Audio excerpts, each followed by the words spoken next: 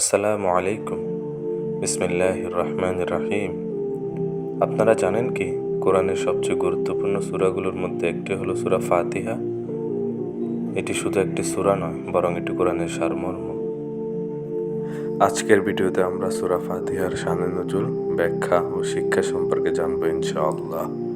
শানে নুজুল: সূরা ফাতিহা মক্কায় অবতীর্ণ হয়েছে এবং এটি ইসলামের প্রথম দিকের ওহীগুলোর মধ্যে অন্যতম।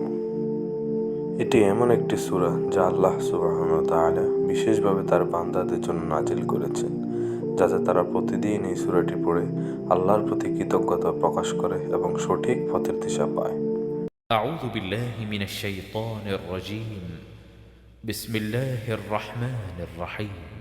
الحمد لله رب العالمين الرحمن الرحيم مالك يوم الدين إياك نعبد وإياك نستعين اهدنا الصراط المستقيم صراط الذين أنعمت عليهم غير المغضوب عليهم ولا الضالين.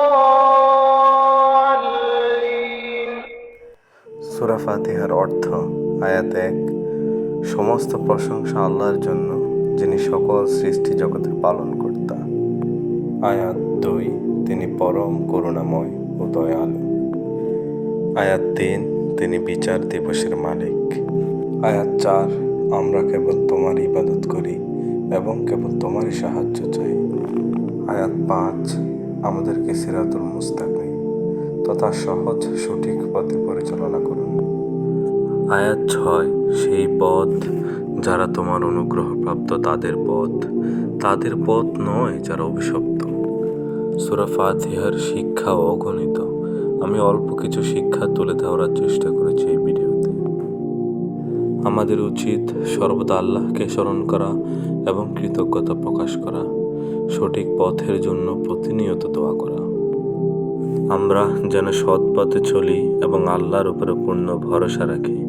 এটি আমাদের শিখায় কিভাবে আল্লাহর সাথে সম্পর্ক আরও দৃঢ় করা যায়। তো প্রিয় ভাই ও বোনেরা, আজকের ভিডিও এই পর্যন্তই। আশা রাখি সূরা ফাতিহার শিক্ষা নিজের বাস্তবিক জীবনে কাজে লাগাবেন। ভিডিওটি ভালো লাগলে লাইক, শেয়ার করবেন, আমাদের চ্যানেলটি সাবস্ক্রাইব করবেন এবং ইলম স্পেয়ারের সাথেই থাকবেন। আসসালামু